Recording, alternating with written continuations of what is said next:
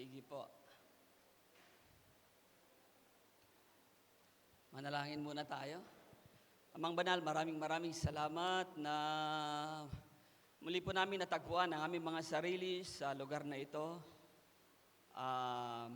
Dahil sa iyo, ikaw ang kumilos sa amin upang kami ay patuloy na maglaan ng araw ng pananambahan sa iyo, maglaan ng panahon upang ikay pasalamatan, purihin, sambahin sa lahat ng kabutihan niyo po sa amin. Lord, we submit to you today. We humble ourselves before you, Father God. We just want to ask you to lead us, guide us. Holy Spirit, we know that you are in us, residing in us. Just allow us to do the will of the Father and help us to do the proclamation of the gospel and to do the growing thing that you want us for your church. Salamat po sa mga blessing. Salamat sa kagalingan. Salamat, Panginoon, sa mga biyaya na patuloy po naming tinatanggap nitong buong Sanlinggo. At hindi man kami nagpatotoo, alam namin na ang aming mga puso ay grateful to you for everything that you are doing, O God, because we are in your hands. And Father God, today, just ask your Holy Spirit to apportion the Word of God once again into our hearts so that there will be rivers of living water that will flow. We commit to you our service, our day, this Sunday, in your name alone, for the glory of your name alone, in Jesus' name, Amen.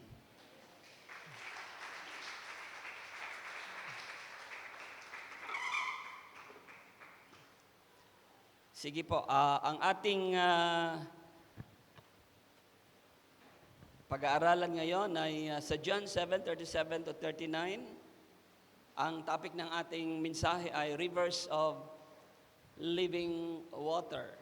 Ayan. So these words are taken from John 7 verse 38, no? So kanina binasa sa Tagalog, ngayon babasahin natin sa English po ito. It says here, in the last day, that great day of the feast, Jesus stood and cried, saying, "If any man thirst, let him come unto me and drink." Verse 38, "He that believeth on me, as the scripture hath said, out of his belly shall flow," ito na po yung topic natin, rivers of living water. Now, verse 39 is the explanation by John. No? Sabi niya, "But this spake he of the Spirit, which they that believe on him should receive. For the Holy Ghost was not given because that Jesus was not yet glorified." Amen. So, nagpapasalamat tayo kay John sapagat nagkomento siya, no, in verse 39. So, verse 39 is a comment. No? Nag-post si Jesus, something like that. Nag-comment naman si John in verse 39. Nung sinabi ni Lord na ang sino mang sasampalataya sa akin, he that believeth on me, verse 38, as the scripture hath said, at tulad ng sinasabi ng, si Lord is using the Old Testament as scripture, no? Sabi niya, at tulad ng sinasabi ng Old Testament, mula sa kanyang sinapupunan, belly. Out of the belly shall flow rivers of living water. And John commented, sabi niya, ang tinutukoy niya yung Holy Spirit. No, ang tinutukoy niya yung Holy Spirit, sapagkat yung Holy Spirit ay hindi pa ibinibigay sa mga mananampalataya, sapagkat hindi pa siya umaakyat sa langit. So as we know, si Lord ay nangako, sabi niya, ibibigay ko sa inyo ang isa pang tagapag-aliw. Pero sabi niya, but I need to go so that I can send him. Kailangan niyang umakyat sa langit. So, John is correct. Kasi nung sinulat niya ito, wala na si Jesus Christ and they are already experiencing rivers of living water. Kaya nang sinulat niya yung mga sinabi ni Jesus, he commented right away that he talks about the Holy Spirit. Amen. Amen. Do you like the Holy Spirit? Yes. Pagka Kristiyano ka, I don't like the Holy Spirit. The Holy Spirit, I don't know. No, kasi it is the Holy Spirit that makes us Christian. And there are a lot of benefits that we receive from the Holy Spirit. Maalala nyo yung preaching ko ng Romans chapter 8, the Holy Spirit of Romans chapter 8. Remember? Sino ba nakakaalala? Who is the Holy Spirit in Romans chapter 8? Number 1, He is, sino nagtitake note? He is what? He's a liberator. He liberates us from sin. Has given us the law of the Spirit so that we can fly against sin. Di ba?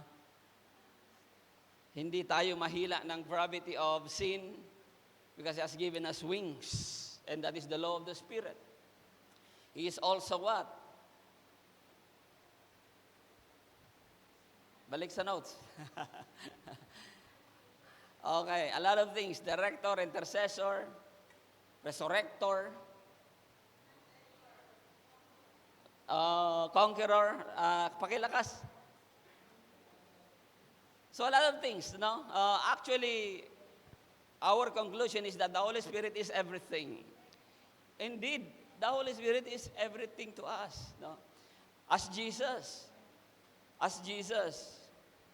Now, Jesus Christ here is telling us another way,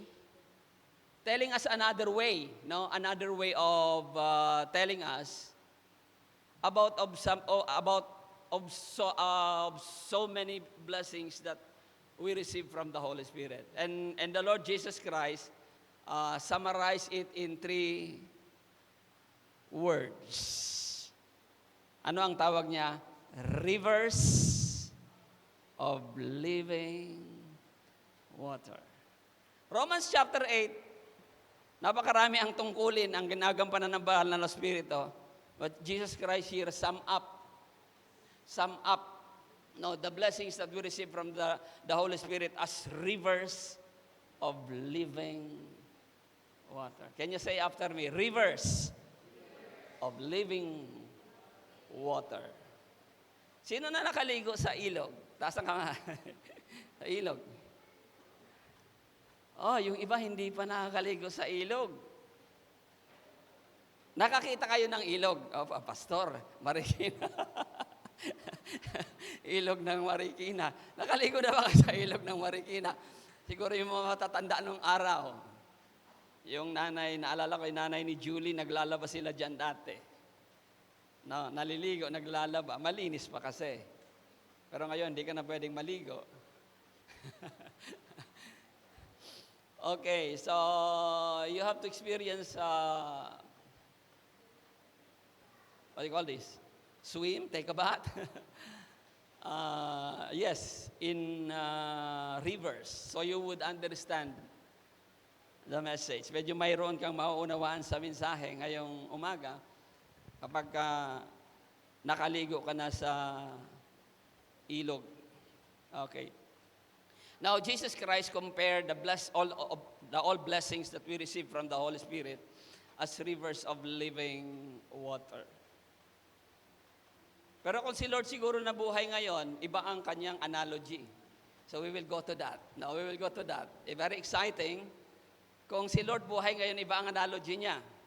Kasi mas nagigets na mga tao ang analogy yung isi-share ko sa inyo later. But since the Lord existed on that day, wala siyang ibang mapagkumparahan, kundi yung ilog. Alam nyo yung ilog, really gives life, di ba? ang mga tao naninirahan sa tabi ng ilog. Amen. Naalala ko yung lolo ko, may bahay siya sa tabi ng ilog. Kalapit lang ng ilog, kaya kami pag gusto namin maligo, takbo nung bata pa ako. At the age of 7, 8, something like that. And people build their house beside rivers. No, kasi malaking bagay kasi yung tubig. Amen. Nakakakuha pa sila ng isda. At kung may kalabaw sila, amen. Anong tawag doon sa Brother Ariel? Anong tawag doon sa kalabaw na itinatali sa ilog para maligo? Pagkatapos mag yung kalabaw, magtrabaho. Ah? Sa amin ilalabog. Ilalabog na yung kalabaw para ma-refresh naman yung kalabaw. So yung ilog has so many benefits to people, to animals, to us people, no? Sa paglalaba, sa pagligo, sa pagluluto. Of course, nung araw malinis pa yung ilog, pwede pang kumuha para ipaligo at ipangluto yung tubig sa ilog, mga kapatid. Kasi kung ang bahay mo malayo sa ilog, iigib ka ng tubig. Sino na rito nag-igib ng tubig sa malayong ilog? Taas ang kamay. Okay. Naranasan namin yon. Kahirap kaya, punuin ng isang drum. So, nakita ni Jesus na yung ilog has many benefits to people on His day. Kaya sabi niya, ito ang halimbawa sa banal na spirito sa mga mananampalataya. Amen. So, how nice. Now, the next picture, ito yung paglalarawan ni Lord. No? Literal na paglalarawan. Sabi niya, ang sino mang sasampalataya sa akin, sabi ni Lord, mula sa kanyang, yung Bible siguro ninyo, ang sabi diyan, mula sa kanyang puso. No? Pero yung ibang salin, mula sa loob niya. Yung King James, katulad ng binasa natin ngayon, out of his belly or out of his heart sa NIV. Wala namang problema yon kasi yung belly is the center of our body system, and heart also is the figurative words to speak of center, no? Center. So kaya pag ang Bible ay gumamit ng salitang heart, it is not necessarily the physical heart. Okay?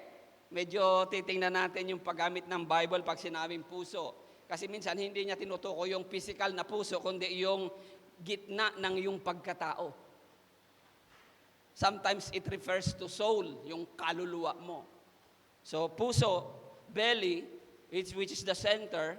So this is the illustration if we will going to take it literally, no? So ito may isang tao, sabi niya, out of his belly rivers of living water will flow. Ayan. Kaya ko sinabi, kaya natin naririnig, kaya nyo naririnig sa akin na yung direction ngayon when you are a Christian, it's no longer from outside going inside you. No? So yung kantang Come Holy Spirit is for those who are not yet receiving the Holy Spirit. That is the song for them. Come Holy Spirit. They really need to invite the Holy Spirit to come to their lives. Pero tayo mga believer, ang sabi ng Biblia, ano na ang sabi ng Biblia? Nasa saan ang Holy Spirit? Ang sabi ng Biblia, sa Roma na pinag-aralan natin, Romans chapter 8, the Holy Spirit dwells in you. No? Dwells in you. At sabi pa ni Pablo, you are the temple of the Holy Spirit. So the Holy Spirit now is in us. So Jesus Christ, though He is sitting at the right hand of the Father in heaven, He is also with us in the person of the Holy Spirit. Kasi ang Holy Spirit, ang sabi natin is the COO, implementing all of Jesus' purpose, implementing all of the Father's purpose, And the Father and the Son is in us also in the person of the Holy Spirit. Amen. Kaya napakahalaga ng Holy Spirit sa buhay ng iglesia, sa buhay ng mga mananampalataya. At sabi ng Panginoon, out of His belly, from now on, when you believe in me, out of His belly, rivers of living waters will flow. Pero sabi niya, balikan natin yung verse 18. Can we go back to slide number 2? Okay. By the way, verse 37, ito po yung feast of ito po yung isang fiesta na dinaluhan ni Jesus sa Israel. Ito'y isang fiesta na kung saan yung pari doon, uso pa yung pari noon. Pero nung namatay si Jesus Christ, na-abolish na po yung mga pari. Yung pari ay umiigib ng tubig sa Siloam, sa pool of Siloam, kung saan naghugas yung bulag na pinagaling ng Panginoon ng mata. Umiigib siya ng tubig doon at dinadala niya doon sa templo at ibinubuhos niya. Seremonya yon na inaalala nila yung panahon na sila'y naglalakbay sa disyerto at uhaw na sila. Nagreklamo sila kay Moises at si Lord, sabi ni Lord, Moises, ituktok mo ang tungkod mo dyan sa bato.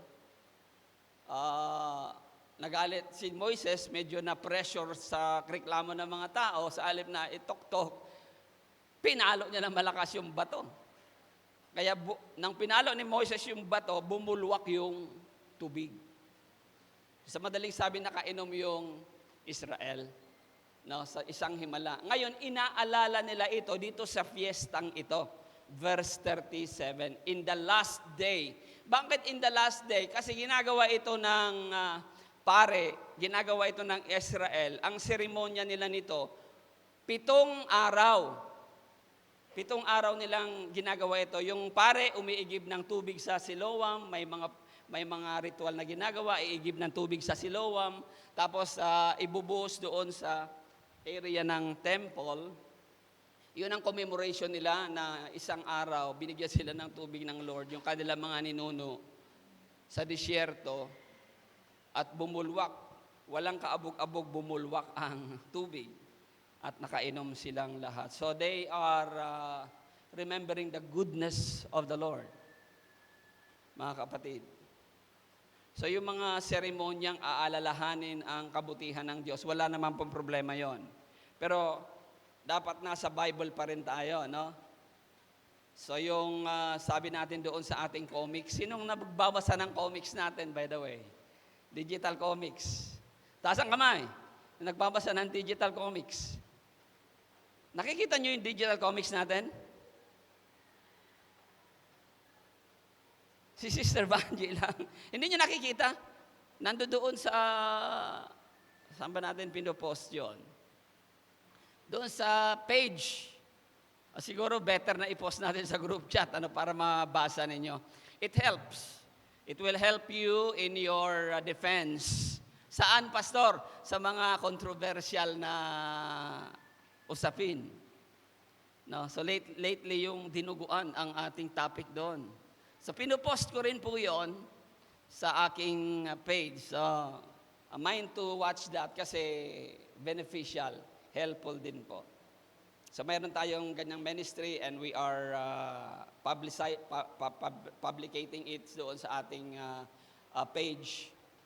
Wala sa group, siguro lagyan na rin natin yung group natin para it is an informative digital comics.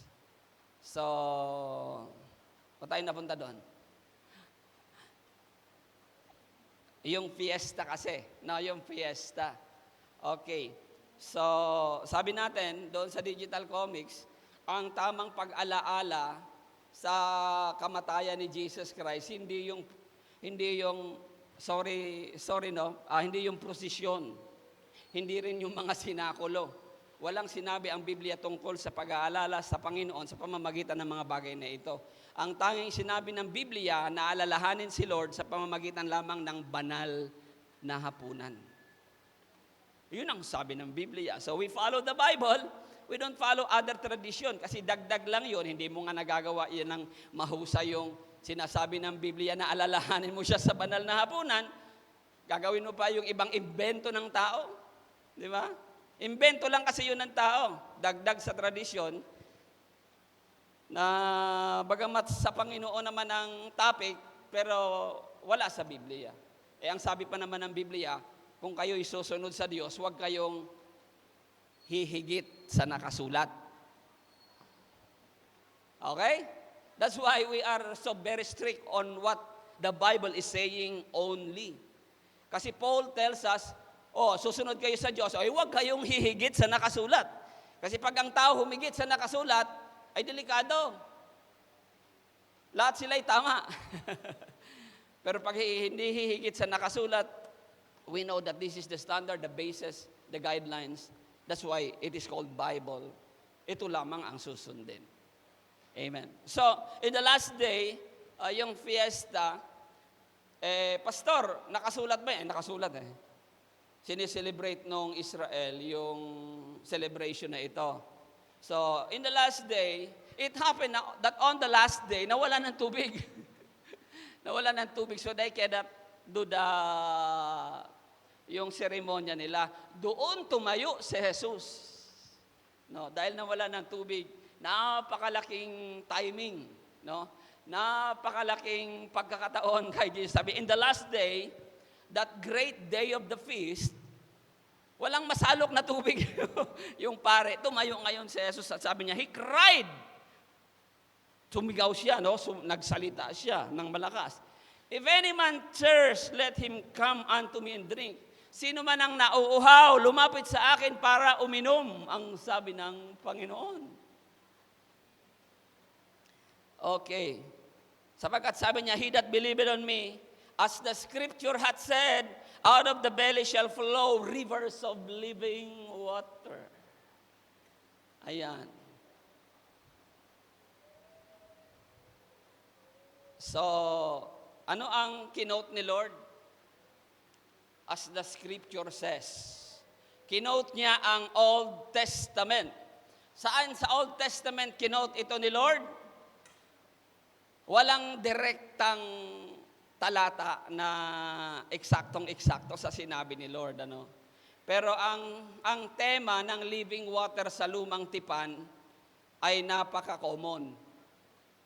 Amen. Napaka-common ang temang living water. Hindi yung refilling station, ha? Hindi yung living water na refilling station. Ang living water sa Old Testament ay napaka-common na theme. That's why I will be sharing with you some. So it was alluded from the Old Testament. Hindi direktang kinuha ni Lord sa isang talata. Ito ay isang paglalarawan ng kung ano rin naman ang tema sa lumang tipan. Halimbawa, Psalm 78, verse 15 to 16, sabi ng Bible dito, He split the rocks, ito yung kinikwento ko sa inyo, in the wilderness, yung tinuktok ni Moises yung bato, and gave them drink abundantly as from the deep. He made streams come out of the rock and caused water to flow down like rivers. Okay, yung pinukpok ni Moises na bato, umagos bumulwak yung tubig, and we are told by Psalm 78 na ito ay naging mga ilog. Sa gitna ng disyerto. Mga kapatid, really nothing is impossible with our God. Hallelujah. Kaya gaano man ka-disyerto na ang buhay natin, nothing is impossible with the Lord. When the Lord will move in your life and you will ask Him to move in your life, the desert experience will be changed by rivers of living water. Amen. Si Lord lang ang makagagawa nito. So ito yung Psalm 78, verse 15 to 16, in relation nito doon sa ginawa din ni Moises. In Psalms 105:40, verse 41, they asked, and He brought quail and gave them bread from heaven in abundance. Binigyan sila ng makakain, umulan ng mana, tinapay mula sa langit, nakakain sila. Verse 41, He opened the rock and water gushed out. It flowed through the desert desert like a river. Okay, so that is alluded from the Old Testament. Another one in Zechariah, on that day, living waters shall flow out from Jerusalem. Okay? On that day, hula ni Zechariah, living waters will flow from Jerusalem. Okay. Half of them to the eastern sea and half of them to the western sea. It shall continue in summer and winter. So this kind of living water, binibigyan tayo ng konting linaw, konting pagpapaliwanag sa living water. Ito daw ay hindi natutuyo kahit na summer, kahit na winter, ginagamit, ito'y dumadaloy. Because it is God who caused it. It is God who caused it. Nagkaroon kami ng opportunity to nakaligo kami sa falls. Maliit lang na falls. Yung pinost ko, kung nakita nyo, sa Bicol. And that falls, bata pa ako, nandoon na yon. No? Hanggang sa 58 na ako, nandoon pa rin. Alam niyo kung bakit? Hindi nawawala yung tubig doon? Kasi bumubukal siya mula sa bundok ng bulkan. No? Bumubukal siya. Hindi nawawala yung tubig doon. Ma-summer man, matag-ulan man, lalo na pag tag-ulan, ano? Pero magi sa panahon ng tagtuyo, hindi nawawala yung tubig doon. Bumubulwak talaga. Kasi mula sa bundok. Ganun ang paglalarawan ni Lord, and people can identify with this. Kasi alam nila ito, no? Alam nila ito sa Israel. Definitely the Lord, Zechariah will not going to explain about this if they are not seeing some of this in their land, sa kanilang lupain. Isaiah also mentioned about it. That's why it is a common theme, living water.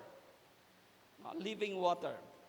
And the Lord, Isaiah 58 verse 11, the Lord will guide you continually and satisfy your desire in His course places and make your bones strong, and you shall be like a watered garden, like a spring of waters whose waters do not fail. Wow. Springs of water and the water of the Lord do not fail. And this is a continuing theme, no? Itong tungkol sa living water na ito, hanggang New Testament. Well, we know that if there is no water, we will all die. Diba? Walang tubig, tayo ay mamamatay. Pero sa mga nakatira sa Israel, mas appreciated nila yung water. Kasi meron silang scarcity of water doon, lalong-lalo na sa disyerto. May kakulangan sila ng tubig, kaya appreciated nila yung water. Sa katunayan, dahil sa kakulangan ng tubig, yung ubas, pinipiga nila, kahit naging alak na yan, ginagawa pa rin nilang tubig. That's why the wine topic in the Bible is also common. Ang Biblia nagsasabi rin tungkol sa alak. In fact, sabi ni Isaiah, sinong walang pera, bumili kayo ng tubig. Libre. Sinong walang pera, bumili ng alak. Libre. He talks about water, he talks about wine. Because wine sometimes is being used as water. May scarcity ng tubig. Kuya Aldrich knows this. Sa mga disyerto, mabuti na lang tayo rito sa Pilipinas. Sagana tayo ng tubig. Amen. Pero minsan nawawalan tayo ng tubig sa gripo. Hinahayaan ng Panginoon mawalan tayo ng tubig sa gripo for us to appreciate water. Diba? Napakahalaga ng isang patak ng tubig pagka talaga wala tayong tubig. That's why water is the very example of Jesus Christ referring to the Holy Spirit. That's how important the Holy Spirit is, just like water. Amen. Hallelujah. That's why it's a continuing theme. Sabi ni Jesus John sa John chapter 6 verse 35, Jesus said to them, enjoy Jesus Christ daw, sabi rito. Coca-Cola. So instead of Coca-Cola, Jesus Christ, because Jesus Christ, you will never thirst. If Jesus Christ is in you, the Holy Spirit is in you, you will never thirst again. Jesus said to them, I am the bread of life. Whoever comes to me shall not hunger. Kasama yung bread of life, no? Pero we are focusing on water. And whoever believes in me shall never thirst. Hindi na mauuhaw magpakailanman. Tuloy-tuloy po ito. Hanggang John 4:10 and 14. Naalala nyo yung babaeng Samaritana? Di ba? Sabi ni Lord, bigyan mo ako ng tubig. Okay. In verse 13, let's jump to verse 13, guys. Next slide. Jesus said to her, to the Samaritan woman, everyone who drinks of this water will be thirsty again. Ang iinom sa tubig na ito ay mauuhaw. Verse 13 and verse 14, sabi ni Jesus, but whosoever drinks of the water that I will give him will never be thirsty again. The water that I will give him will become in him a spring of water, welling up to eternal life. It is a well of life. No? Isang description na naman, balon. No? Bukal. Ano yung stream sa Tagalog? Batis. Batis. So I presume I'm right. Batis, bukal, balon. Ganun ang description. Amen. So magkakahawig ito, basta bumubukal, bumubulwak. Lahat naman ng ilog nanggagaling sa pagbulwak ng mga tubig. You know what geyser is? Guys, you know what's geyser? Doon din sa pinaliguan namin, sa likod ng falls, may geyser. Yung bumubulwak yung tubig, pok! Tapos mawawala daw, pok! Kala mo may nagpapump sa ilalim, pok! Ang taas ng lipad, pok! That is the geyser. Mula sa ilalim, ibinubuga yung tubig, pok! At galing dito ang mga tinatawag na ilog, springs, so on and so forth. Then even until Revelation, hanggang sa Revelation, ganito rin ang, sabi ko sa inyo, continuing topic, common theme, continuing topic in Revelation 22, 1 to 12, maging dun sa langit, sabi na, then the angel showed me the river of the water of life, bright as crystal, flowing from the throne of God and of the Lamb. Ano daw? May ilog ba daw doon sa, mayroon River of the water of life. Ang tawag, water of life, bright as crystal, flowing from the throne of God and of the Lamb. Verse 2, though the middle of the street of the city, also on either side of the river, the tree of life, with its 12 kinds of fruit, yielding its fruit each month. The leaves of the tree were for the healing of the nation. May punong kahoy na nakatanim doon, sa parehong kabilaan ng ilog, at yung punong kahoy na yon ay mayroong 12 kinds of fruit. Matitikman natin ito. Ito, wala ito sa lupa, yung prutas na ito. Amen. It may be figuratively speaking, but it's yielding fruit each month. Sabi doon, the leaves of the tree, including the leaves of the tree. Amen. Not just the fruit, the leaves of the tree were for the healing of the nation. And coming from the source that gives life, the rivers that flows from the throne of God and from the Lamb of God. So this is, the imagery implies something living, something pure, and something life-giving. Now we will be studying 3 words here. We will be studying belly, flow, and rivers. Can you say after me? Belly, flow, rivers. So why belly? Sabi natin, ang direksyon ay mula na sa atin palabas. Amen. Why belly? Because it is inside us. Sabi ni John, ang tinutukoy ni Jesus Christ, ang Holy Spirit. So walang duda yon. Ang Holy Spirit, saan sabi ng Biblia, He dwells in us. Sabi ng Bible, we are the temple of the Holy Spirit and the Holy Spirit resides in us.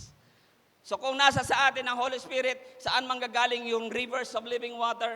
As the scripture says, from His belly. Guys, mayroon kang source of life. mayroon kang source of power, mayroon kang source of abundance, and you cannot look for it outside of you. It is inside you. Kaya belly, sa pinakaibuturan mo. Inside you, it is from your heart. Kaya yung ilog, yung tubig na nagiging mga ilog at nagbibigay buhay, nanggagaling sa buhay din ng mga Kristiyano. O yan ang katotohanan niyan. Amen. Anong ibig sabihin? Kapag ikaw ay nagpapagamit sa Panginoon, kapag ikaw ay lumalago, nagiging ilog ang banal na Espiritu sa iyong buhay, na lumalabas mula sa iyo at maraming tao ang makikinabang sa pagpapalang nagmumula sa iyo. Kaya ang tanong, blessing na ba tayo sa iba? Ang Kristiyano ay nagiging blessing sa iba. Bakit? Sapagkat mayroon siyang ilog mula sa kanyang kaibuturan na dadaloy palabas. And we know what rivers can do to people. Amen. Amen. Nagiging pagpapala na ba tayo sa iba? Kung hindi pa, kulang ka pa ng banal na Espiritu. Kailangan mo pang mapuspos ng banal na Espiritu. Pastor, pag sinabi mo bang kulang pa kami ng banal na Espiritu, para ba kaming lalagyan? Pagka kami ay puspos na ng banal na Espiritu, ibig sabihin ba no, nag-uumapaw ng blessing sa amin? Opo. Sabi ni David in Psalm 23, the Lord is my shepherd, I shall not want. He maketh me lie down in green pasture, sabi niya. And He allows my cup runneth over. Amen. Ano ibig sabihin? Pinababayaan niya na yung aking sisidlan ay umapaw. Ganon ang isang larawan ng isang malagong Kristiyano, mga kapatid. That's why we need to grow. We need to grow people. No, kasi mayroon tinatawag na half measure of the infilling of the Holy Spirit in you. Pwede ba yung pastor, half measure? We will be studying here the indwelling and the infilling. Dalawang bagay po yon. Now, number 1, letter A, indwelling. Ano ang ibig sabihin ng indwelling?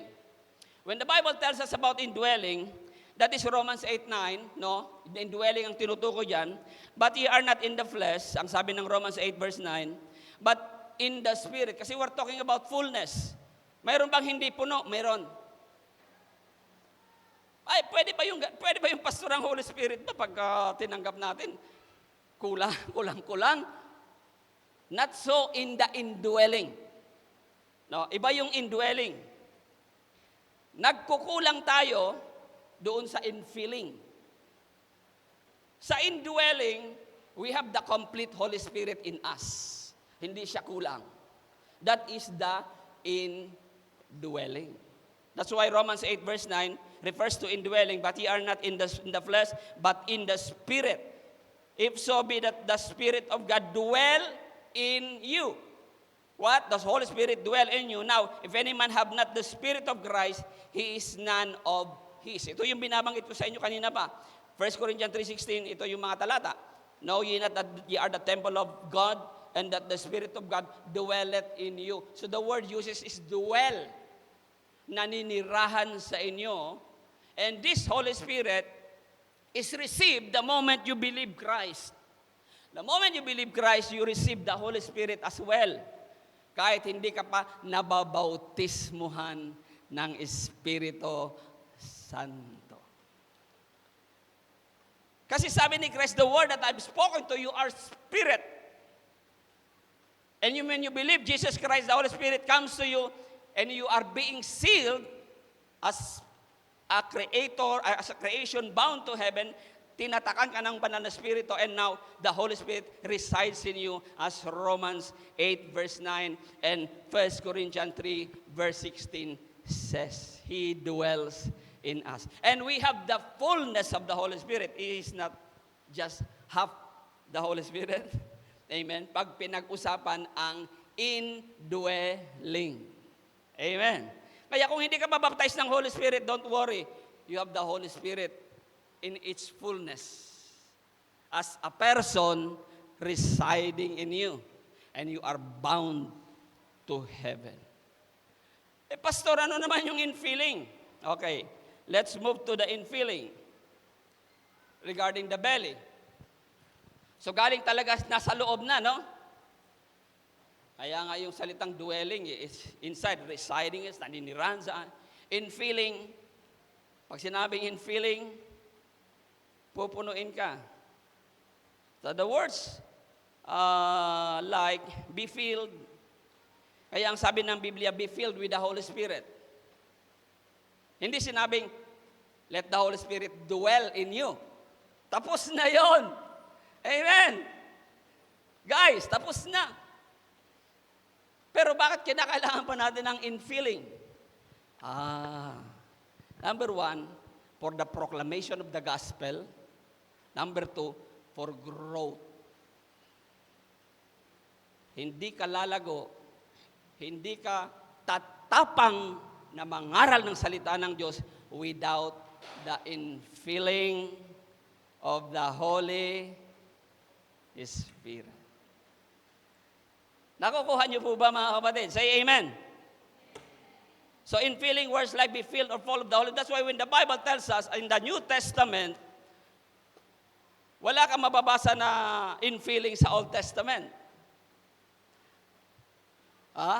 Kasi ang nakalagay dyan, dwell sa Old Testament. Pagdating sa New Testament, may misyon ang mga taong pinili ng Diyos, ang iglesia, para magpahayag ng salita ng Diyos. That's why the provision of infilling is needed. Kailangan natin maging matapang, makapangyarihan, gagawa ng himala as promised by the Lord. We will speak in tongues, we will lay hands on the sick, and the sick will recover. We will pick up a snake, we will not be harmed. And that is possible with the infilling of the Holy Spirit. That's why sa New Testament, ang salita ng ginagamit, after the dwell, be filled with the Holy Spirit. Sila Pablo, sila Pedro, sila Barnabas, sabi ng Biblia, pati sila Stephen, they are full of the Holy Ghost. The Bible will tell us that they are full of the Holy Ghost. Pumili kayo ng mga lalaki at babae. Sabi ni Pedro, pero mga babae at lalaki maglilingkod sa Diyos, maglilingkod sa iglesia, full of the Holy Spirit. Kasi mayroong kalahati lang. Mga kawanin. Pag kalahati ka lang, ikaw ang nangangailangan, hindi ka magiging pagpapala sa iba. At hindi ka pwedeng mangaral sa labas kasi ano ang isi-share mo, nakakalahati ang kapuspusan ng banal na Espiritu sa iyo.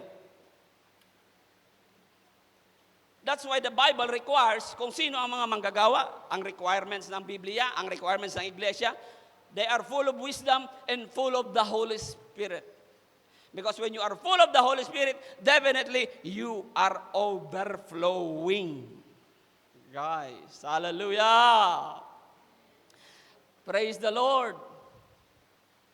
Kaya mag-isip-isip na, maging blessing na.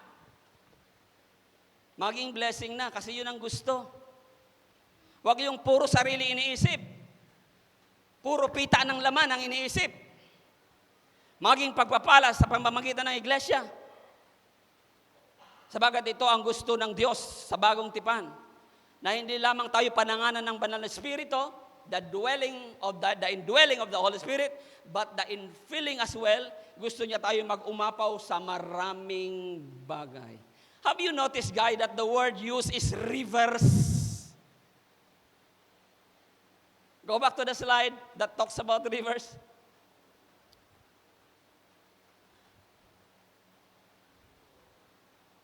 Just to show you that it is plural. Okay. There you go. Verse 13. 38.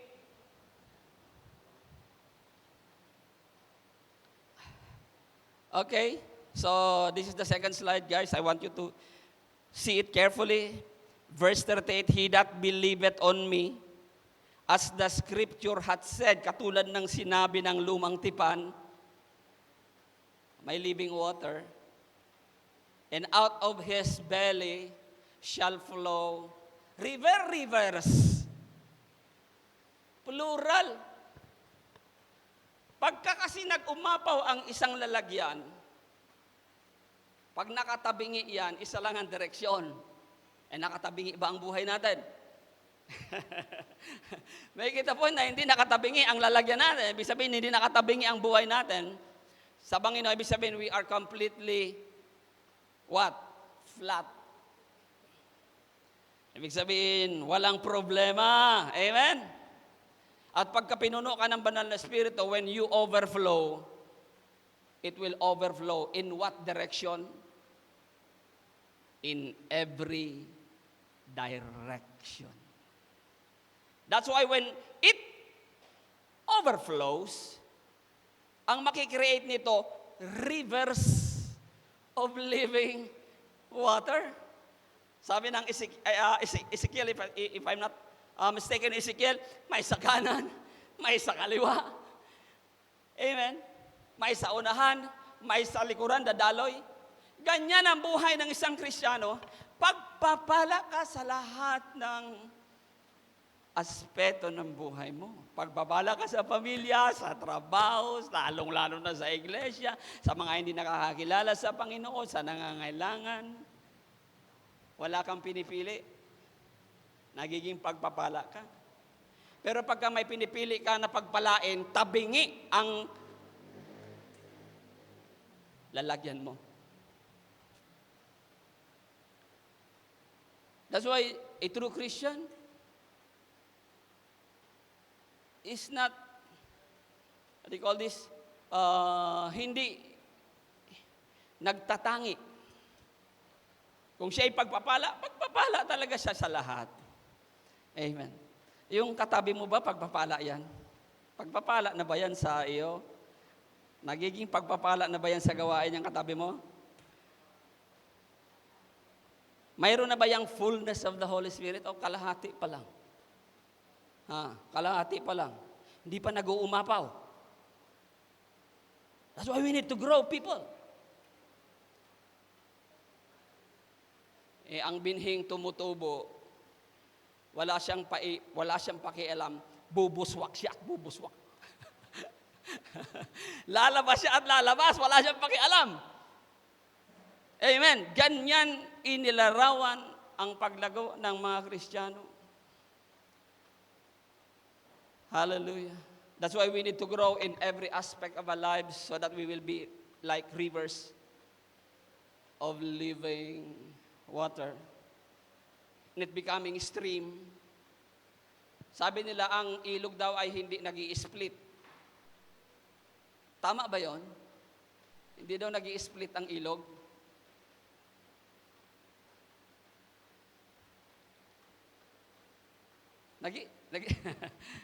Nag-i-split. Hindi nag-i-split ang ilog pag hindi umaapaw.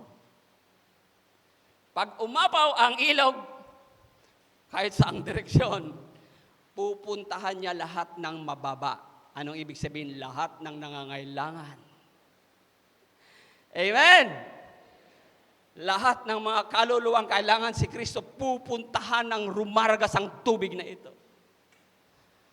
Pero saan ito nanggagaling? From within. Kaya magsimulang tapat sa Panginoon, mga kapatid. Yun ang hamon natin. Hindi ko kayo hahamuning, sinong gustong mamatay dito kay Kristo? Wala pa namang mamamatay tao. Pag may mamamatay Kristiyano, hahamunin ko na kayo. Pero ngayon, ang hamon, sinong gustong maging tapat kay Kristo? Yan. Sino ang gustong magbigay? Pagkatapos magbigay, ang kasunod na hamon, sino ang gustong magbigay ng may katapatan? Kasi may mga nagbibigay walang katapatan, kaya ang kasunod na hamon, sino ang gustong magbigay na may katapatan? You know what? If you will do that, this church will overflow. The church will overflow because of your faithfulness. Ang kasunod na hamon, ano ang kasunod na hamon? Nagbigay ka na. Hinamon ka ni pastor, maging tapat. Anong kasunod na hamon? Anong appropriate na hamon? Palagay nyo. Sino rito ang magiging consistent sa pagbibigay? Kasi may marunong magbigay, may nag-iika po, pero hindi consistent. We will be studying it in the flow of the river. Ang ilog ba consistent? Sang-ayon tayo dyan, mga kapatid. So ano yung dalawang salita para ma-differentiate natin yung tira ng banal na Espiritu sa atin? Number 1 is indwelling. Hindi kalahati yon. Pag nanahan sa iyo ang Holy Spirit, siya talaga yon. Kaya kahit hindi ka pa puspos ng Espiritu Santo, it doesn't matter. Pupunta ka sa langit because you have the seal of the Holy Spirit. Kanya nga lang, wala ka man lang naipong kayamanan doon. Di ba? Sino gustong pumunta ng langit na wala man lang kayamanan doon sa langit? Di ba sabi ng Panginoon, mag-impok kayo ng kayamanan sa langit? Naalala niyo yung kwento? Namatay yung isang mananampalataya. Sabi nung anghel, halika, ituturo ko na sa iyo ang bahay mo. Nagsimula silang maglakad doon sa napakakalaking mga mansyon. Sabi nung mananampalataya, sabi niya sa anghel, ito na ba yung bahay ko? Pinangakong mansyon, ay hindi. Hindi pa. Siguro mas malalaki pa doon. Sa paglalakad nila, tanong siya ng tanong kung alin ang bahay niya doon. Sa paglalakad nila, paliit na ng paliit yung paliit na ng paliit yung mansyon. Hanggang sa mga bungalow na lang. Ay, ibig mong sabihin, dito ako titira. Angel? Tapos hanggang sa itinuro sa kanya yung kanyang bahay na siya lang ang kasya. Bakit ganito ang bahay ko dito sa langit? Ang sabi ng anghel sa kanya, nag-impo ka ba? Nag-impo ka ba?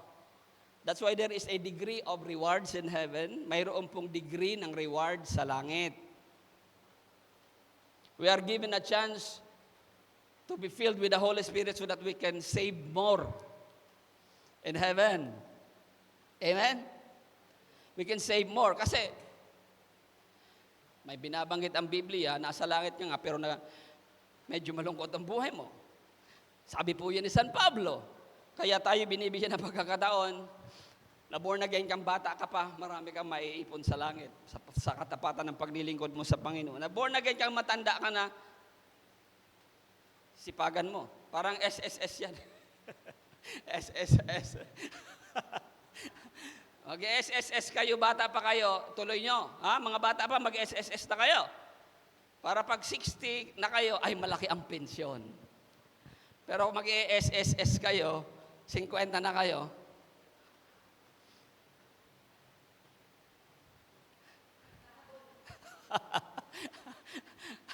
double time ka na. Kukunti na lang ang pensyon mo. Walang pinagkaiba. Sa reward system sa langit.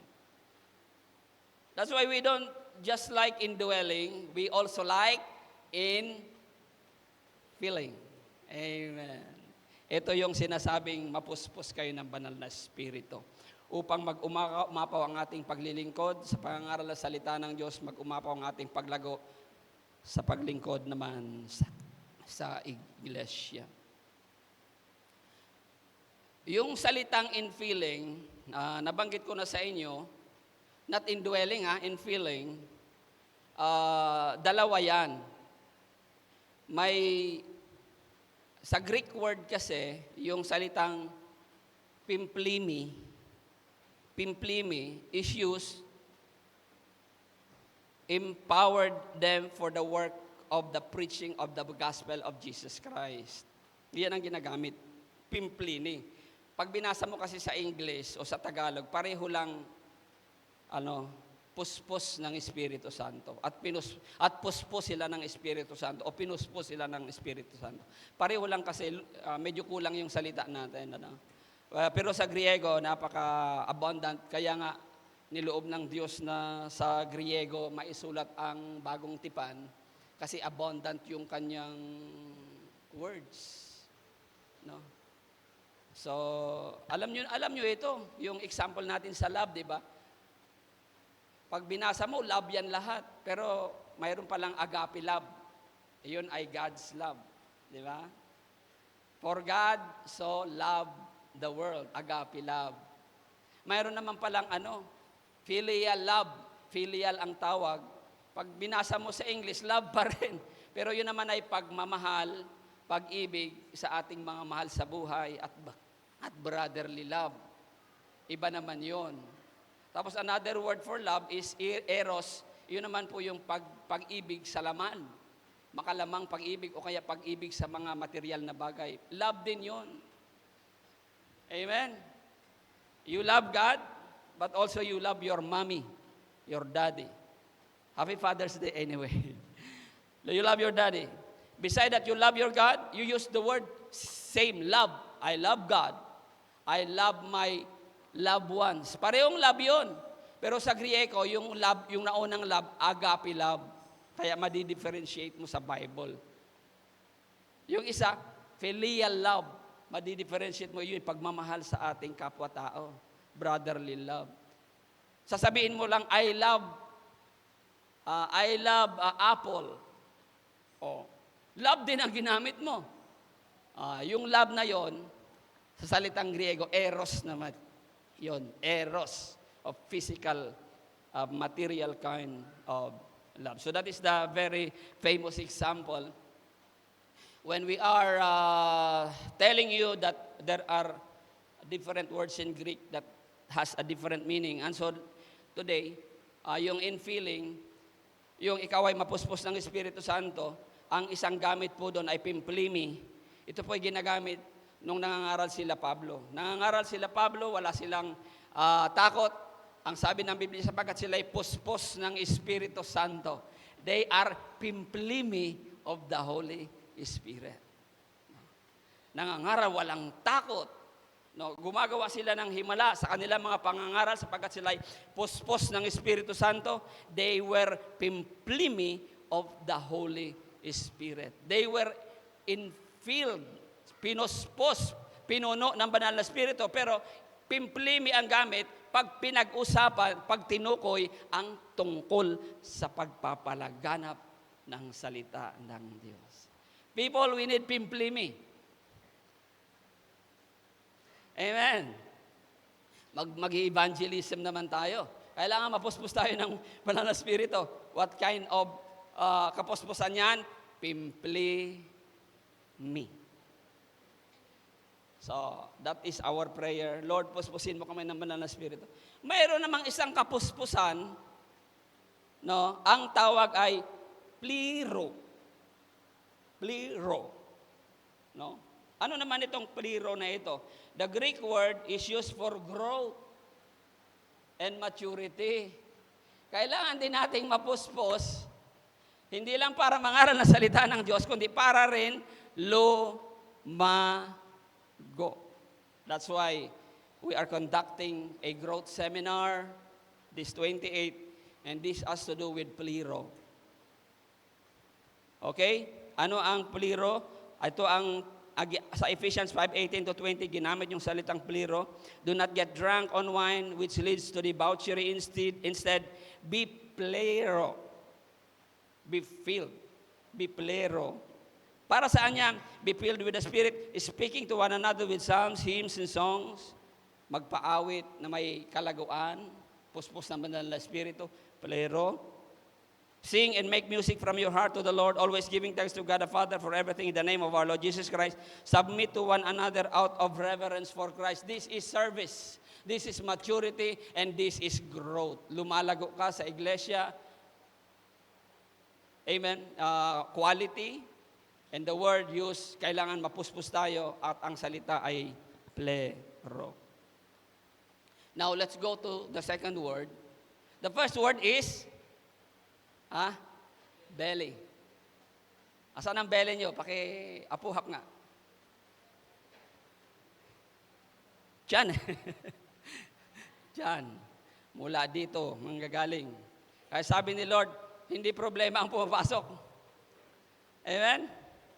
Hindi problema yung pumapasok. Ang problema yung lumalabas. Kailangan rivers of living water.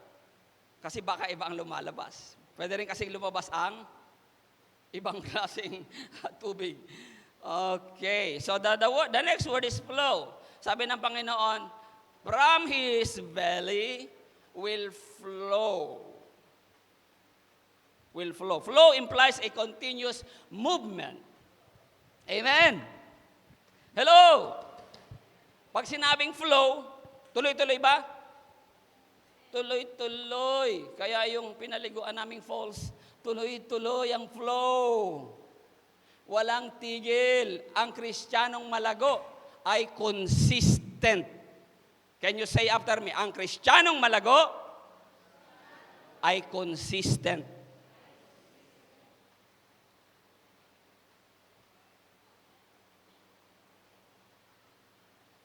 Pakitingnan ng katabi. Consistent ba yan? Pakitingnan ng katabi. Makakatulong ito. Mamaya ipag-pray mo siya, ha? Well, in the first place, maybe, baka wala pa yung indwelling. That's why infilling is possible. Infilling is impossible if the indwelling is not there.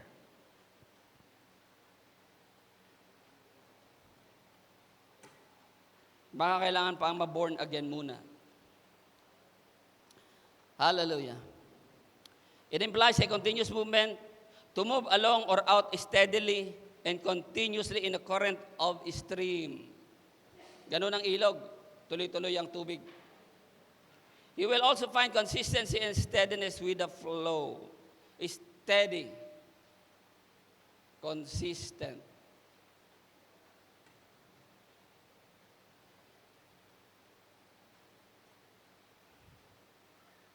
Pagka hindi ka consistent, may problema. Baka disobedient ka o may kasalanan kang ginagawa.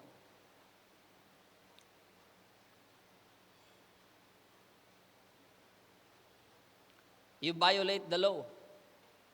You violate the command. Yun lang naman ang pumipigil. Sa consistency natin, mga kapatid, kasalanan.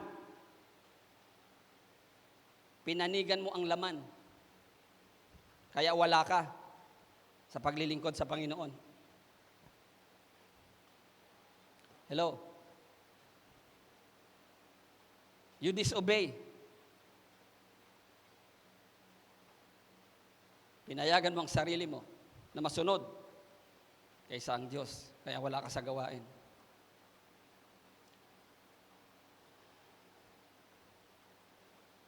Ay yung infilling, ang purpose ng infilling para sa iglesia. Pag nawawala ka, na dapat sana maging pagpapala ka sa iglesia, nawawala ka, pilay ang iglesia.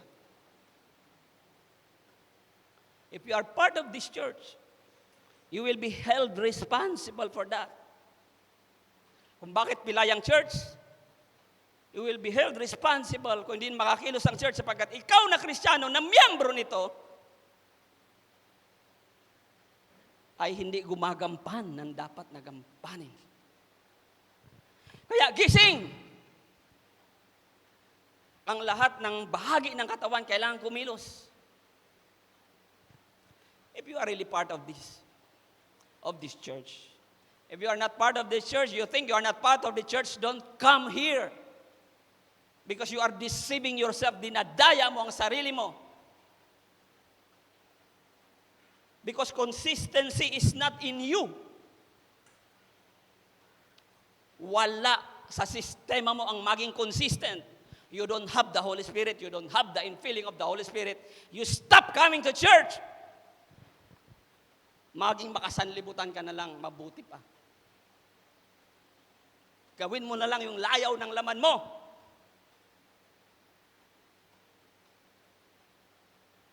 Kaysa maging tapat sa Panginoon. Because God requires the best from us. He did the best for you. Namatay si Jesus. Ibinigay ang banal na Espiritu, the third person of the Godhead bodily, in you. Anong ginagawa mo? Hindi ka na nahiya? Pinaglaanan ka ng pinakamahalaga sa mundong ibabaw na ito, ang buhay ng kanyang anak. Ang banal na Espiritu na banal na noong araw pa. Hindi siya banal kahapon lang, kundi banal na siya. Wala pa ang lahat. He's already the Holy Spirit. Pero, nilalaro mo. Nilalaro natin. God is God. God is God.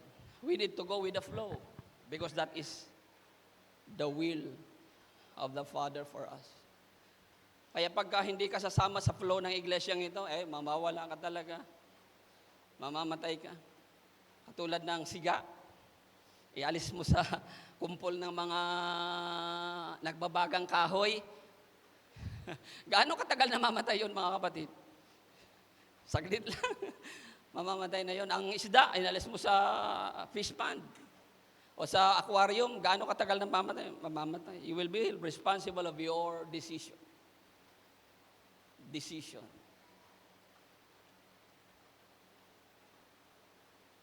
Flow. Consistent, steady, mapagkakatiwalaan. Maaasahan, consistent. Consistent po ba si Lord sa atin? Hallelujah. Isa nga pong hinga dyan ng malalim. May hangin po ba? Consistent si Lord. Ginising ka niya this morning, consistent pa si Lord? Consistent si Lord. Kumain ba kayo this morning? Consistent ba si Lord? Consistent si Lord. Pag hindi naging consistent si Lord, ano si Lord?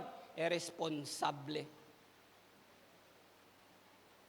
Pag hindi ka na nagpadala ng sustento sa asawa mo at anak mo, irresponsable ka. Consistency makes us responsible. That's why we need to go with the flow. The third one, reverse. Amen. Number 1, belly. Number 2, flow. Number 3, reverse. Plural. Reverse. Ano ang ibig sabihin ng reverse?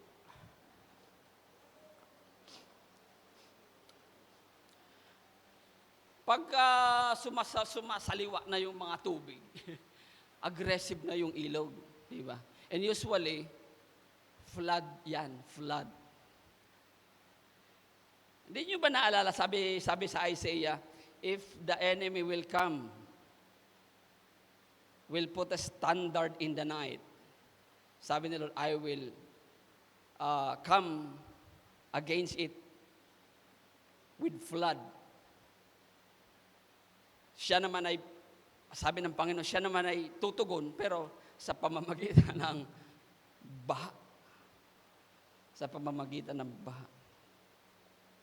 The first picture is a streams, no? Kaya nagsasanga-sanga talaga kasi pag umaapaw na yung ilog, nagsasanga-sanga. Amen. Kaya lahat ng mabababang lugar, sabi natin, ay napagpapala dahil sa pagsanga-sanga ng tubig. Amen. Hallelujah. You need to be filled with the Holy Spirit, mga kapatid. Ayun, alam nyo, yung infilling ng Holy Spirit, hindi lang ikaw ay magiging mabait, you have the fruit of the Holy Spirit. Wow! Blessing ka sa iba kasi ang bait mo, ang tiyaga mo, hindi ka magagalitin. Ano pa ba yung mga fruit of the Holy Spirit? Ayun yung mga umaapaw. May love ka, di ba? May hope ka. Wow! If you are the person, wow, you are, anong tawag doon? Amiable. Amiable ka. ikaw ay kinagigiliwan. Hindi pwedeng wala si Sister Sarah sa church. Kasi hindi kompleto ang ating blessing pag wala siya. Can you say that? Hindi pwedeng mawala si Aaron sa church. Kasi hindi kompleto ang blessing. Nag-uuma po kasi ang fruit of the Holy, ang gift of the Holy Spirit. Ang paglilingkod, ang pagiging mabait, mahusay. Lahat ito ay bunga at gawa ng banal na Espiritu. Pero sino rito ang nag-iisip? Dapat sana hindi ka na umattend eh. Meron ba? Meron ba? No, hindi ka na umattend. Wala naman sigurong gano'n, no? Pero if you're a Christian, there is no such thing as that. If you're a Christian, you will always appreciate. Pero minsan, sa halip na nagiging pagpapala, kaditisuran. Kasi hindi nagiging aggressive. Aggressive in the terms of blessing. No? Blessing. This word means a flood or an overabundance. Pagka overabundance ka na, umaapaw ka na. Nagiging aggressive ka na. Aggressive in the sense, kaya sabi ng Biblia, kaya sabi ko, bakit kaya ginamit ng Biblia ang salitang violente? And the violent people are grabbing the kingdom of God. The one grabbing the kingdom of God are violent people. Ito pala yun. Na pagtatagni-tagni natin, dumarating ang oras, araw, na nauunawaan natin ang medyo masalimot na salita ng Diyos. Ayun pala ang tinutukoy niya kapag kasi pag-uumapo ka sa pagpapala, you are so aggressive. Because you are creating not just one flow, but rivers. You are becoming stream. Amen. Yung falls, tingnan yung falls. Ilang falls ito? 1, 2, 3, 4, 5. May maliit pang isa. Amen. That should be your picture. Brethren, siguro yung malaki, yung giver ka. Yung pangalawa, matulungin ka. Yung pangatlo, pagpapala ka sa pamilya, sa trabaho, pagpapala ka sa komunidad. Hallelujah. Hallelujah. Aggressiveness is the characteristic of a rivers. When it becomes rivers, it flows from different direction. Ibig sabihin, there is a flash flood that bursts out somewhere. So a powerful stream of water that flows over everything in its path. That's why David says, my cup runneth over. Not just in one direction, at the back, at the left, and even on the side.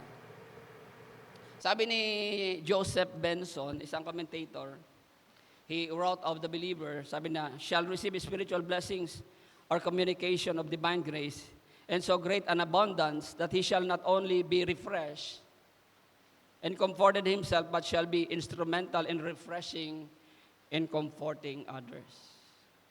Amen. Kapag natanggap natin ang Diyos, natanggap natin ang banal na Espiritu, we have the communication of divine grace. And so great an abundance that he shall not only be refreshed, hindi lamang siya, siyempre ikaw muna yung ma-refresh. Amen.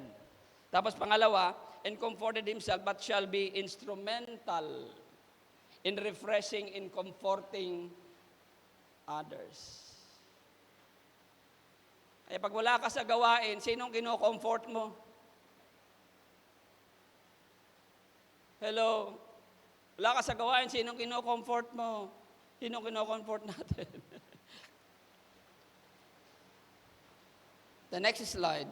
Alam niyo ito?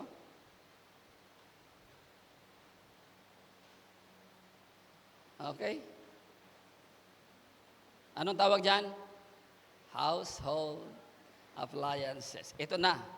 Sabi ko sa inyo kanina, kung buhay si Lord, ibang illustration ang gagawin niya. Sa panahon kasi niya, nakikita niya yung ilog ang siyang pinaka-beneficial sa tao. Now, here we go. May nakikita ba kayong appliances dyan na wala kayo? Pastor, marami.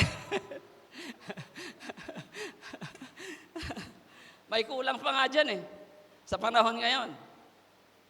Ano? Ano ang kulang dyan? Sa panahon ngayon?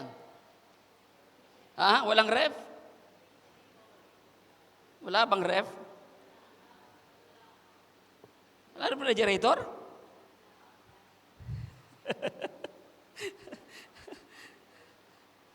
Baka di pa uso ang refrigerator.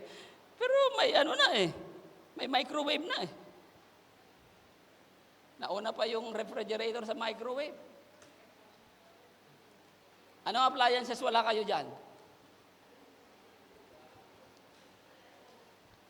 Ha?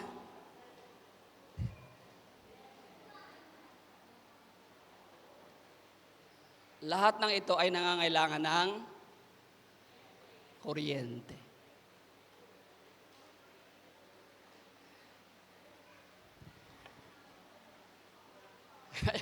Kaya ako'y naniniwala kung buhay si Lord, He will going to talk about power rather than river. Pero anyway, the scripture tells us about river. It is river.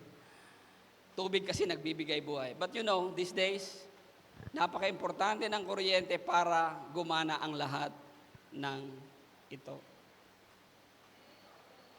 So, if we have the Holy Spirit in us, we function as a power.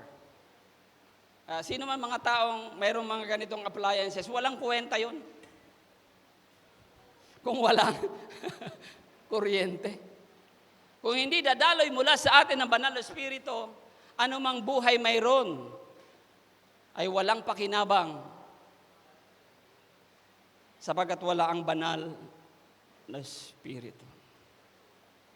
Ang banal na Espiritu lamang po ang nagbibigay buhay sa mga tao at sa lahat ng ating mga pangangailangan. O, sino may appliances dito? Pero wala namang kuryente.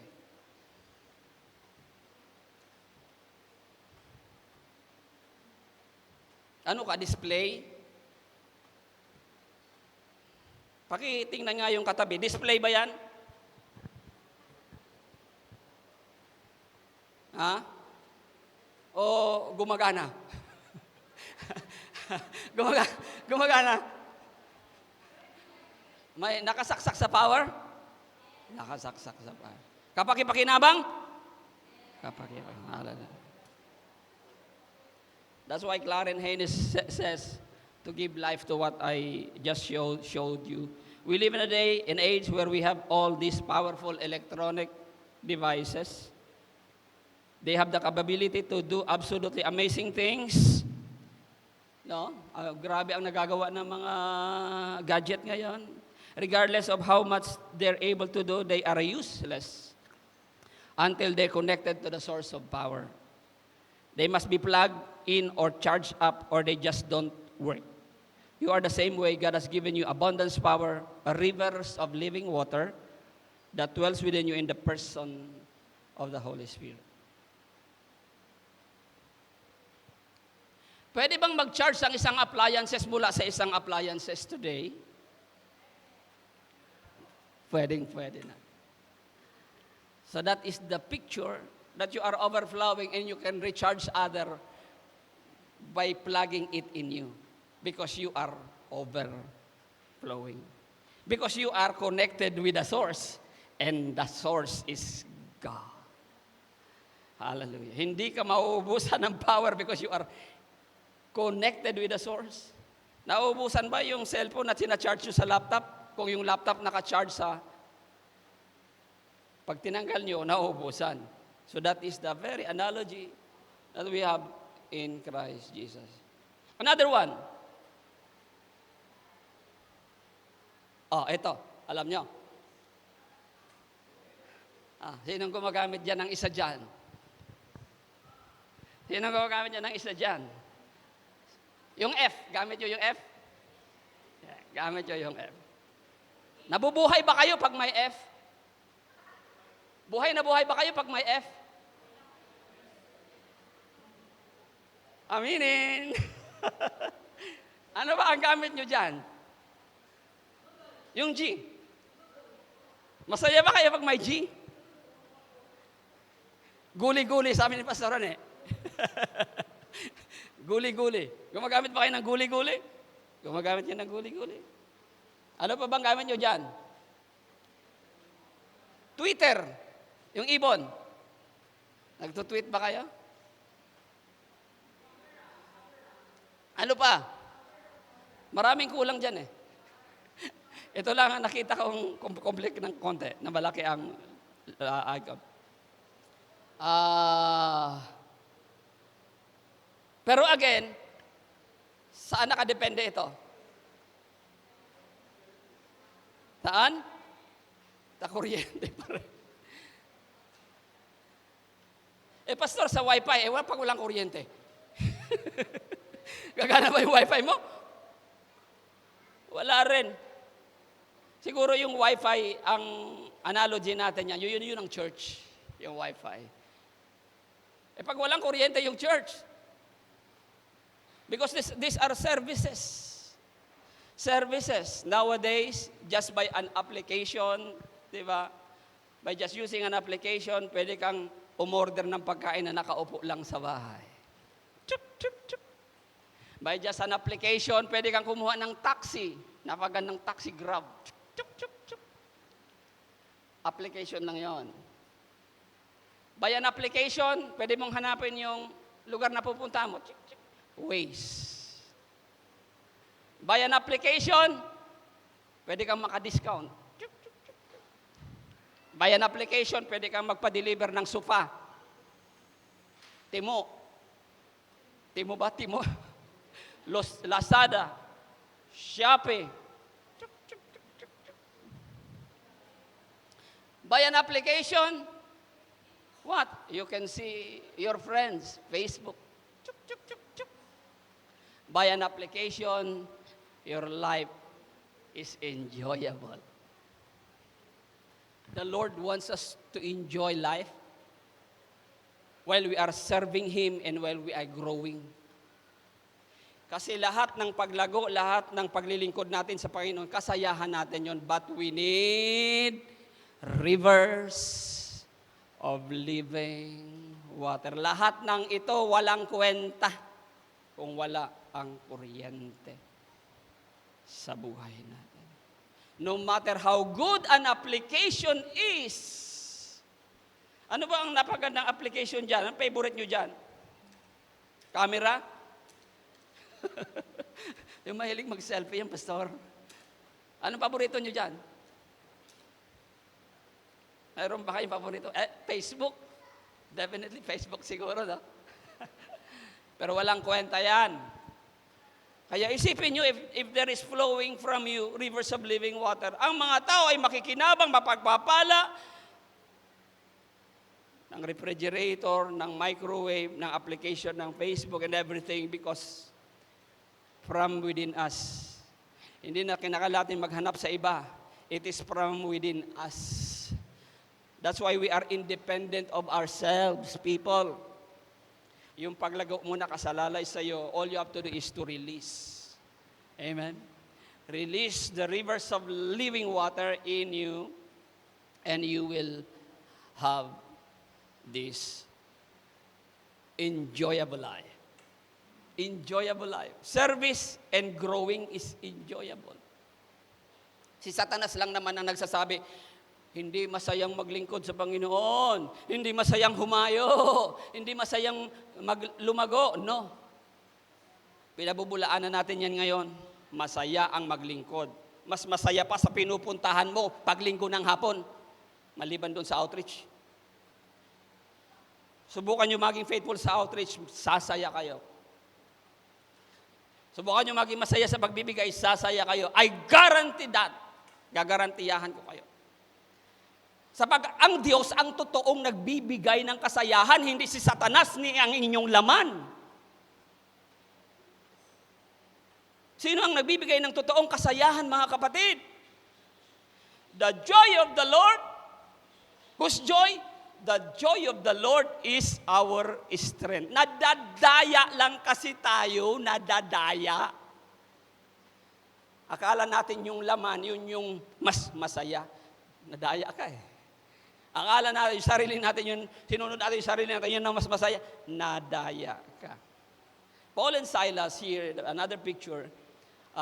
Si Paul and Silas, pinaglalatigo sila, pinalo, sugat-sugat sila, at ikinulong pa sila, tinali ang kanilang mga kamay, paa. Ganito yung larawan ng pagbilanggo sa kanila. No? Pero alam nila that mayroon silang power from within, from their belly. Alam yung ginawa nila? Anong ginawa nila ang dalawang ito? Kumanta. Hindi lang kumanta, kundi kumanta sa Panginoon. Ayan. So, that too allows the river to flow. Then sings my soul, my Savior God to thee. Sinong kumakanta rito mag-isa ng worship songs? Pataas ang kamay. Lalo-lalo na pag naliligo. Amen. How great thou art. You have to do that. Pagka hindi ka kumakantang mag-isa, duda ako sa pagiging Kristiyano mo. Ulit, sinong kumakanta rito mag-isa? How great thou art. Lalo na pag may problema. Sino rito kumakanta kahit may problema? Iba yung kumakanta na masaya, pero may iba yung lalo tayong kumanta pag may problema kasi para ma-release yung kapangyarihan ng Banal na Espiritu. Making melody in your heart, sabi ni Pablo, has to do with feeling of the Holy Spirit. Making melody. Kung hindi kayo marunong kumanta, kung hindi nyo alam yung lyrics, pwede naman,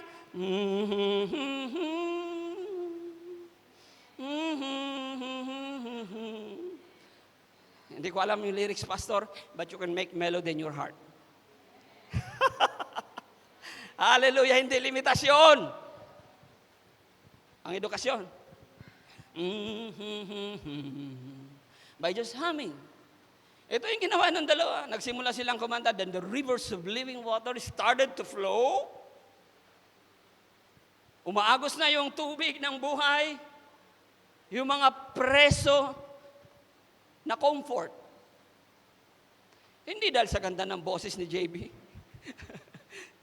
Hindi sa ganda ng boses ni Pablo at saka ni Silas. Kundi doon sa espiritong nananambahan sa Panginoon. It started to flow. Na-comfort yung mga, sabi, nakarinig sila ng kanta, wow, they were comforted. Then it became a flood. A flood. At actually, nakikanta na rin si Lord. Nung nakikanta si Lord, nagka-earthquake. Anong nangyari? Yung kalayaan nila na ibigay. Nagkaroon ng earthquake, natanggal ang tanikala, bumuka ang mga pintuan ng kulungan, at sila ay pwede nang makalaya. Because of the rivers of living water flowing. May application sila, pero kung walang kuryente, hindi nila mabubuksan yung pinto. May application sila, kung walang kuryente, hindi nila matatanggal yung tanikala. Pero may kuryente sila from within, hindi nila hinanap yung mga kapatiran.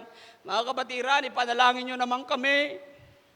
Yung mga kapatiran naman, nagkukusa, ipinapanalangin sila. Pero hindi mo na kailangan puntahan ang kapatiran para maipanalangin ka. You sing it with yourself. Kaya sabi ko sa inyo, pag may prayer request kayo, kayo mismo. Amen? Pumunta kayo dito. Kumanta kayo sa Panginoon. Manalangin kayo because rivers of living water will flow and you will be free from your problem. Answers will come to you. Lalo't higit kung mananalangin pa kami sa inyo, dagdag. Dagdag na lang yung sa amin, mga kapatid, pero ikaw talaga ang may ilog na pwedeng umagos at nagbibigay buhay. Napalaya si Pablo, then continues on, the rivers of living water is flowing. It caused the salvation of the jailer. Naligtas ang nagbabantay doon sa kulungan. Pagkatapos nung nagpabautismo siya, pagkatapos nung yung tubig ng buhay ng ilog ay umaapaw, nagpapatuloy, pati yung kanyang sambahayan naligtas, mga kapatid. Ganun ang ginawa ng ilog ng buhay na lumabas mula kay Pablo at saka kay Silas. So our challenge today, make room for the Holy Spirit to work in you and through you. When you commit to this, He will transform you, and that overflow will impact those around you. Manalangin tayo. Amang Banal, maraming salamat po Marami pa kaming pwedeng sabihin. Marami pa kaming pwedeng ipaliwanag.